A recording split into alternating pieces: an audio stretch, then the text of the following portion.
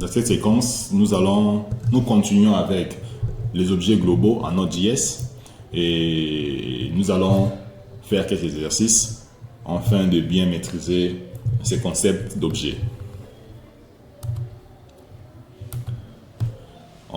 Imaginons, on nous demande d'afficher un compte à rebours de 5 secondes. Puis, on affiche Go. C'est-à-dire, on affiche un compte à rebours de 1 jusqu'à 5.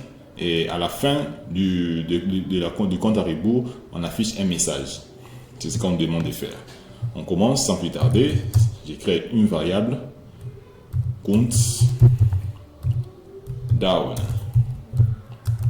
Et on aura comme valeur 5. Et ici, je mets en commentaire, on appelle ça compte à rebours. Compte à rebours. Maintenant, je vais créer une constante qu'on va appeler timer. Et cette constante aura comme objet cet intervalle. Rappelez-vous, je vous avais dit à la vidéo précédente que cet intervalle exécute une fonction de manière répétée à un intervalle donné. C'est ça de la définition de cet intervalle. Et dans notre cas, on va créer, on ouvre la parenthèse, je vais mettre ma condition if, si le compte à rebours est supérieur à 0, on va afficher dans la console.log, qu'est-ce qu'on va afficher? On va afficher le nom de la variable countDown. Je peux faire comme ça, please, point. Je vais vous expliquer à la fin, point virgule. Et puis, on va décrémenter notre compte à rebours. On va décrémenter notre compte à rebours. Sinon, on doit afficher les messages qu'on nous avait dit d'afficher. Console.log. J'écris Go. Voilà. Et puis, dès qu'on finit, on affiche Go. On va maintenant cleaner. Donc, on va effacer notre intervalle. Donc, on fera clean intervalle. Qu'est-ce qu'on va effacer? On va effacer la variable timer. Voilà.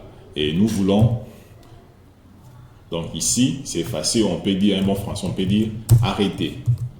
On va arrêter l'intervalle. Dès qu'on arrive à Go, on arrête l'intervalle. Et nous voulons que l'intervalle puisse s'afficher après 1 seconde. Donc je mets virgule. Voilà, comme ça, point virgule. Ça, je descends un peu comme ça, je vais voir très bien. Voilà. Donc ici, on va relancer et puis je vais expliquer Node.js index. Voilà. Je n'ai pas enregistré. Voilà. Je reprends. Voilà, 5, 4, 3, 2, 1, go. Très bien. Donc, c'est-à-dire quoi? C'est-à-dire, on a créé notre compte à rebours qui a la valeur 5 et nous avons créé notre objet, cet intervalle, qui exécute une fonction de manière répétée. Donc, et nous avons posé notre condition ici. Nous avons dit si le compte à rebours est supérieur à 5, qu'est-ce qu'on fera? On affiche le compte à rebours. Et puis, lors de l'affichage, on doit maintenant les décrémenter. C'est-à-dire, on va commencer au plus grand, au plus petit. Et dès qu'on affiche les 5 à rebours, le compte à rebours, et puis on va afficher ces messages Go. Voilà les messages Go qui s'est affiché là. Dès qu'on finit, on arrête l'intervalle. Voilà. Ici, je pouvais aussi l'enlever. Si j'enlève comme ça, ça va toujours afficher les résultats.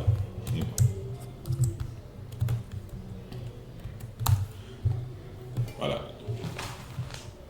Très bien. Et le deuxième exercice, on demande d'afficher Hello tous les 2 secondes. Et puis, on arrête après 10 secondes. Voilà. On attaque directement. Je fais ça. Je peux effacer. Voilà. Donc, premièrement, qu'est-ce qu'on doit faire? On demande d'afficher Hello. Le message Hello toutes les 2 secondes. Toutes les 2 secondes. Puis, on arrête après 10 secondes. Comment faire? on va créer notre variable count. Et count aura comme valeur 0. Et on va créer une constante qu'on va appeler intervalle est égal à 7 intervalles. Je vois la parenthèse, on est déjà habitué. Voilà. Et on affiche les messages console.log. On va afficher ici hello. C'est ce qu'on nous a demandé. Après tous les 2 secondes, on affiche hello. Je ferai count plus.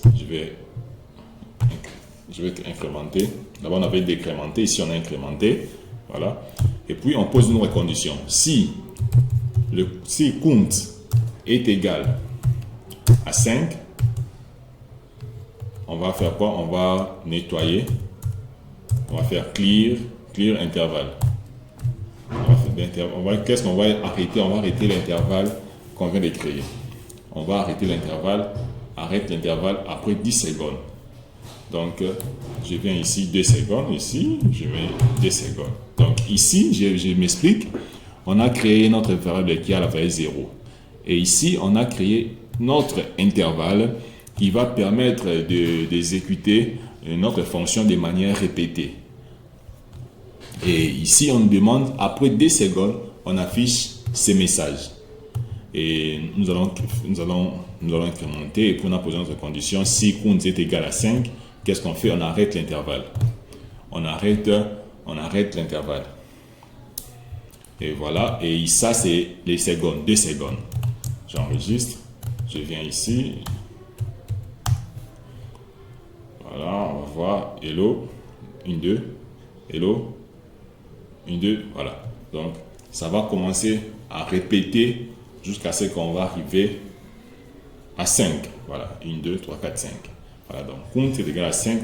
Et puis, on arrête l'intervalle. Très bien.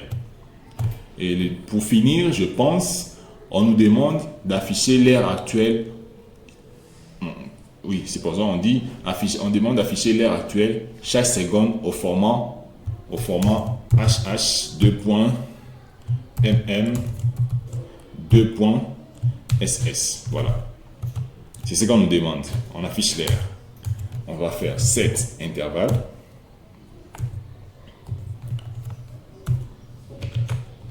Cet intervalle, on crée une constante no et aura comme valeur, comme objet date. Notre objet date. Et puis on va créer une autre constante. Ça sera time. Et time aura comme valeur le nom de la variable no. Et puis lui aura une fonction qu'on appelle toLocal timer string. Voilà. Je vois les parenthèses, c'est une fonction. Je ferme la parenthèse et puis on affiche. Qu'est-ce qu'on va afficher? On va afficher time. On va afficher time. Voilà. Combien de secondes? 1 seconde. Après 1 seconde. Après 1 seconde. Je viens ici, je clean. Après 1 seconde, on affiche l'heure, on affiche l'heure, on affiche l'heure. On affiche l'heure. Voilà. Je peux arrêter. Très bien. Je pense que cette vidéo vous a plu et on va continuer avec 2 exercices pour en finir avec les objets globaux.